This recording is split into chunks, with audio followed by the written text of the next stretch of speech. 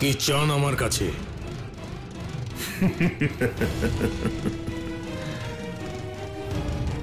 এত তারা কিসের দেবরাজ ইন্দ্র? শুনুন আমি কি চাই আর আমি কি চাই না। আপনাকে যখন আমি এখানে নিয়ে এসেছি তখন সব বলবো।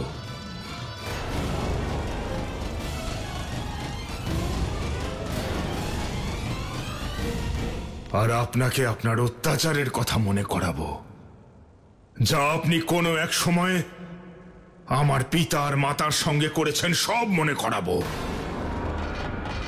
আপনার সমস্ত অত্যাচার, সমস্ত পাপ, সব নিয়ে আজ কথা হবে। আর সেই সবের এক এক করে আজ হিসেব নেব। আর তারপর এই সমস্ত পাপের থেকেও বড় একটা পাপ করাবো আপনাকে দিয়ে।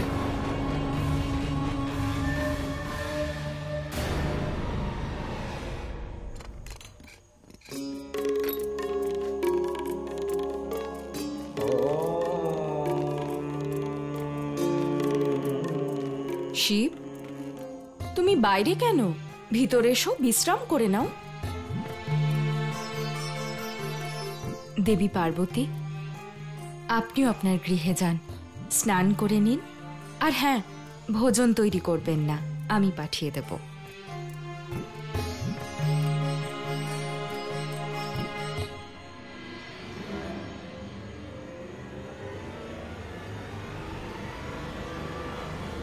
দাঁড়ান মিত্র।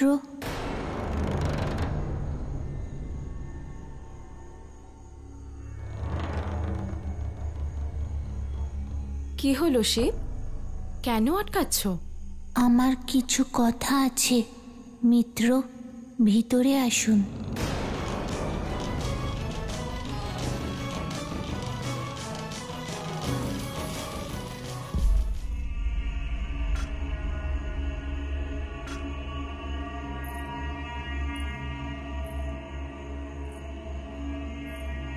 আমি বুঝতে পেরেছি শিব, তুমি কি বলতে চাও।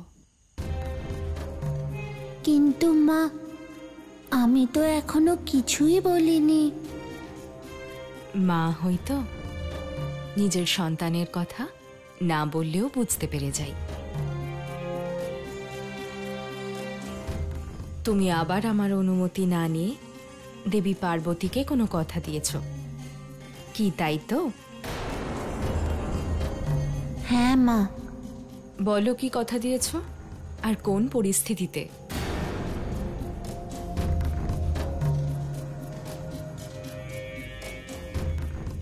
মা, মিত্র নিজের মহাদেবকে হারিয়ে গভীর মনোকষ্টে রয়েছেন। উনি অমরনাথের গুহা থেকে ফিরতে চাননি, সেই জন্য আমি ওনাকে একটা কথা দিয়েছি। কি কথা দিয়েছ তুমি? যে আমি ওনার মহাদেবকে খুঁজব আর ওনার কাছে ফিরিয়ে দেব।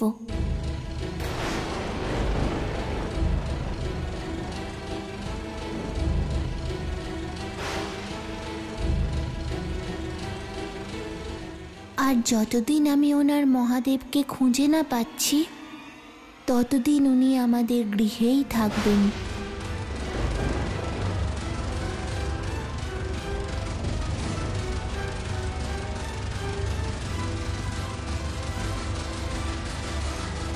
আমি বুঝতে পেরেছি আপনার ছলনা দেবী পার্বতী। আদি শক্তি হয়ে আপনি ছলনা করে আমার সরল শিবের থেকে কথা নিয়েছেন।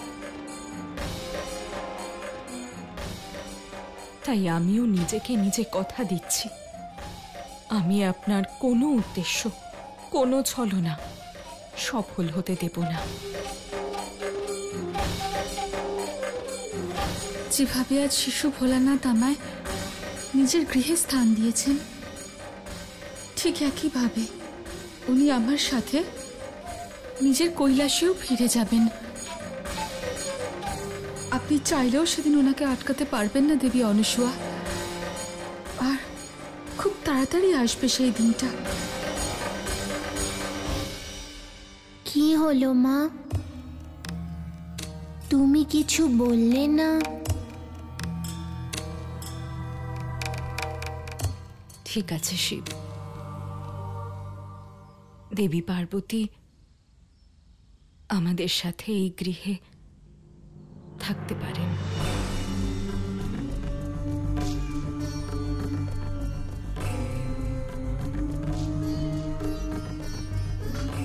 দেখলেন মিত্র, আমার মায়ের মন কত বড়।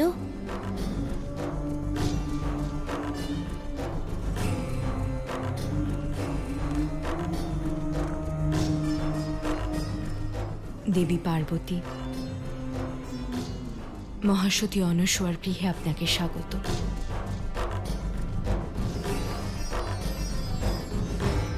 বলা আবশ্যক নয়, কিন্তু তাও বলছি, আপনি গৃহে অতিথি হয়ে থাকবেন আর অতিথির সীমা পালন করবেন।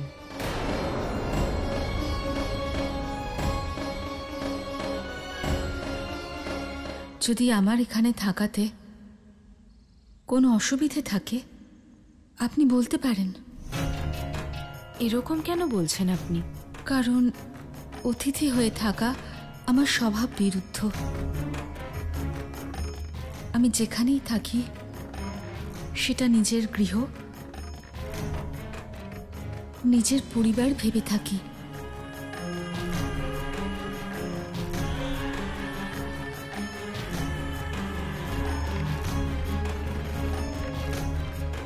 মিত্র,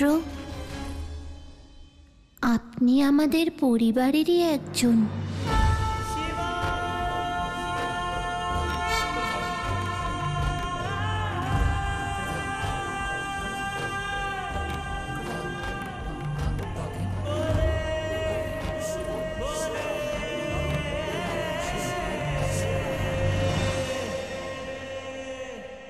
কারণ মিত্র পরিবারের অংশই হয়।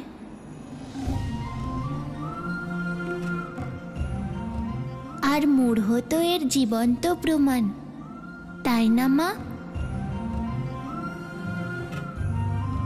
আর আমার মা কারুর মধ্যেই বিভেদ করেন না,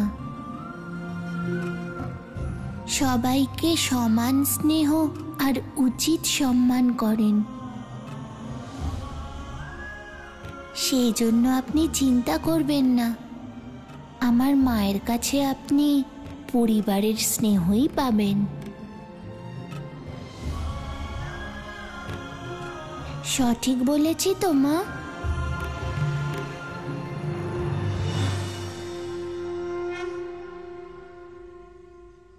ঠিক বলেছ তুমি শিব।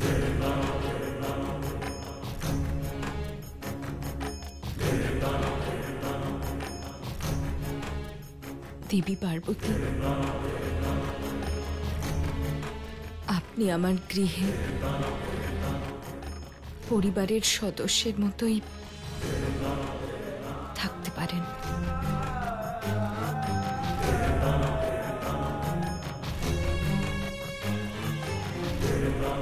সত্যি মা, তুমি খুব ভালো, আমার সব কথা মেনে নাও।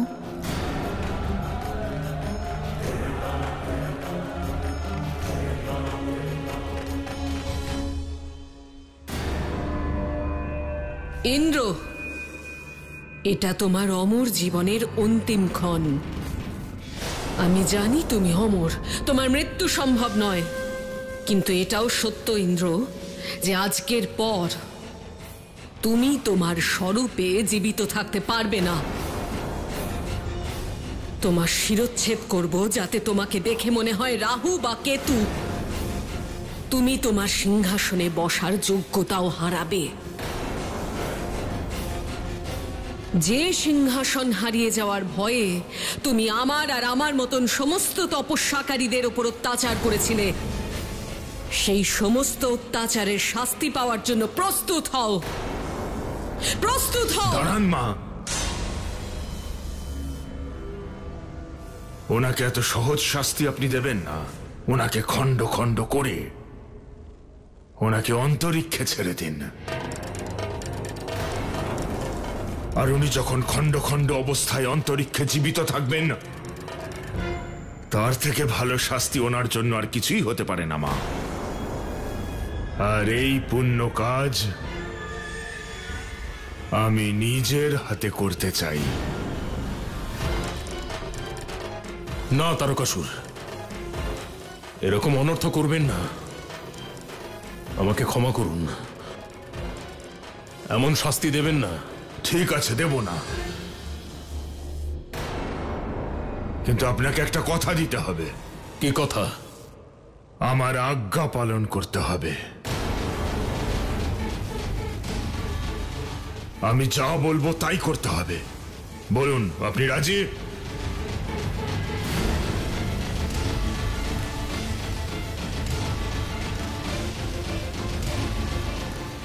আমি রাজি। তাহলে ধরে নিন মা আপনাকে ক্ষমা করেছেন না।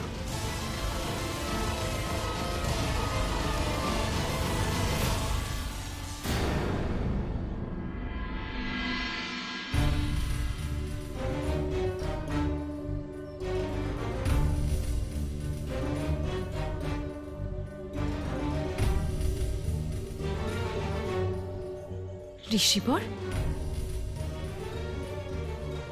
একদম সঠিক সময় এসেছো দেবী। এসো, বসো, আর স্বয়ং মা অন্নপূর্ণার হাতে তৈরি ভোজন গ্রহণ করো।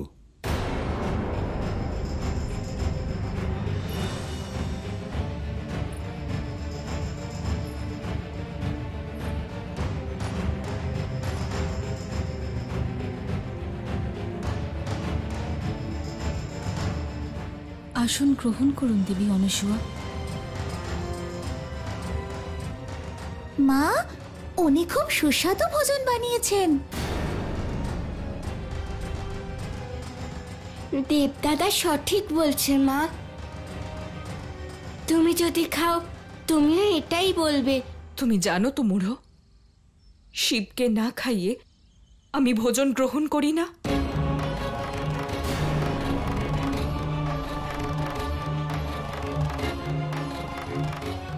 হ্যাঁ মা, জানি তোমার নিয়ম।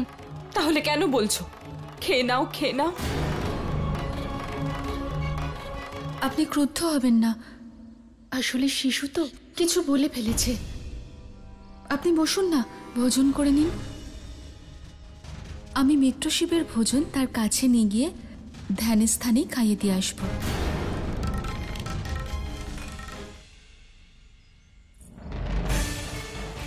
আমি চলি, আপনার শিবকে ভোজন করিয়ে আসি।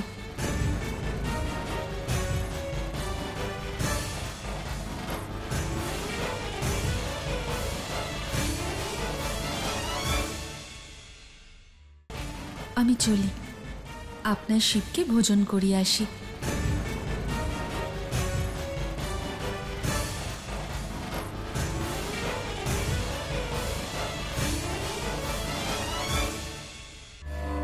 এ কেমন শর্ত? এ আমি কি করে করতে পারি? আপনার বজ্রের সাহায্যে। আপনার বজ্র খুবই শক্তিশালী, যাকে প্রহার করবে তার বিনাশ নিশ্চিত। তিনি মহাদেব, সর্বশক্তিমান। আমি ওনাকে কি করে সংহার করতে পারি? মানছি যে আপনি সংহারের দেবতাকে সংহার করতে অক্ষম, কিন্তু তার বাহন নন্দী, তার মা অনসূয়া, আর ওর সেই বন্ধু কি জানো নাম, মূঢ়, তাদের সবাইকে তো আপনার বজ্রের সামান্য প্রহারে বিনাশ করতেই পারেন। তাহলে যান, বিনাশ করুন ওদের সবাইকে। এ সম্ভব নয়। আমার ধর্ম এবং কর্তব্য এই অনর্থ করার অনুমতি আমাকে কখনোই দেবে না। তাহলে তুমি খণ্ড খণ্ড হয়ে যাবে। না মা, আপনার ক্রোধকে নিয়ন্ত্রণ করুন। উনি আমাদের কাজ অবশ্যই করবেন মা। যেই ধর্মের কথা উনি বলছেন সেই ধর্মই ওনাকে দিয়ে অধর্ম করাবে মা। এ তুমি কি বলছো তারকা? আমি বুঝতে পারলাম না। মা, উনি একজন দেবতা। ওনাকে বিশেষভাবে পুজো করে তন্ত্রের সাহায্যে ওনাকে বশ করতে হবে। তারপর উনি নিরুপায় হয়ে আমাদের সমস্ত ইচ্ছা পূরণ করবেন। আমি একটা বিশেষ তন্ত্রের সাহায্য নেব ওনাকে বশ করার জন্য। তুমি সারা জীবন অমর থাকো।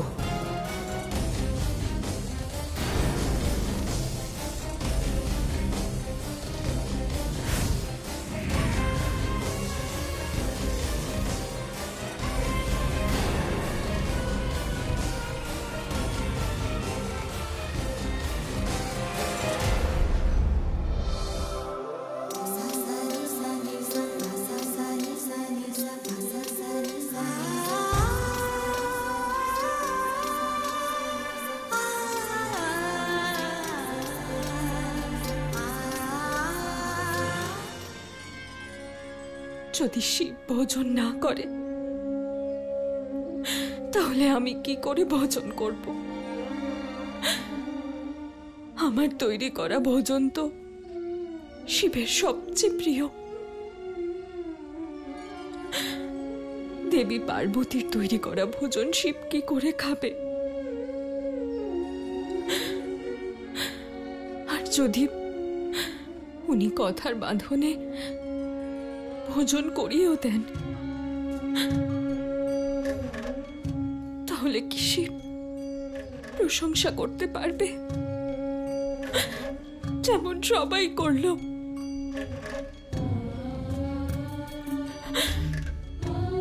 আর যদি করে তাহলে কি আমি সহ্য করতে পারবো?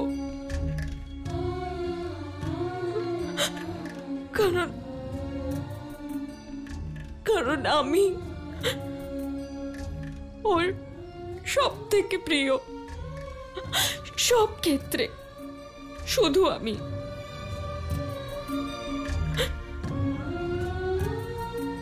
কিন্তু যখন দেবী পার্বতীকে ও গৃহে নিয়ে এলো,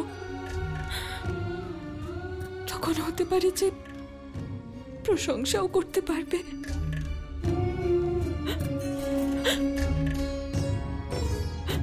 কিন্তু আমি সেটা সহ্য করতে পারবো না। আমি সহ্য করতে পারবো না। ভোজন করুন মিত্র।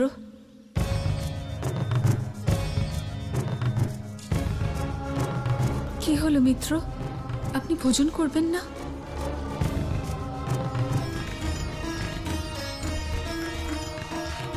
আমাকে দেখতে হবে যে শিব দেবী পার্বতীর তৈরি করা ভোজনের কি করলো, খেয়ে নিল নাকি। আমি এই ভোজন গ্রহণ করতে পারবো না।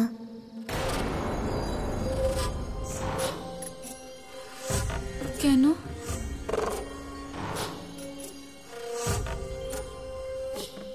এই ভোজন আমি নিজে বানিয়েছি। তাই তো গ্রহণ করতে পারবো না, কারণ আমি মায়ের হাতে তৈরি আর মায়ের হাত থেকেই ভোজন গ্রহণ করে থাকি। কিন্তু ভোজন তো ভোজনই হয়, তাই না? আমি বানাই বা অন্য কেউ? অন্য কারুর তৈরি বা আপনার হাতের ভোজন করার জন্য আমায় মায়ের কাছ থেকে অনুমতি নিতে হবে।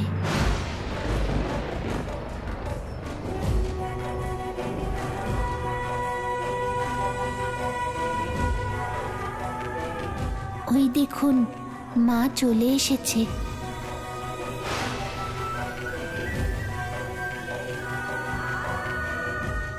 মা, মিত্র আমার জন্য ভোজন এনেছেন, গ্রহণ করব? দেবী পার্বতী, আমার শিশু ভোলানাথ শুধু আমার হাতে তৈরি ভোজন আর আমার হাত দিয়েই খায়। তাও আপনি এত পরিশ্রম করে বানিয়েছেন, আমি আজ আপনার তৈরি করা ভোজনই খাইয়ে দিচ্ছি।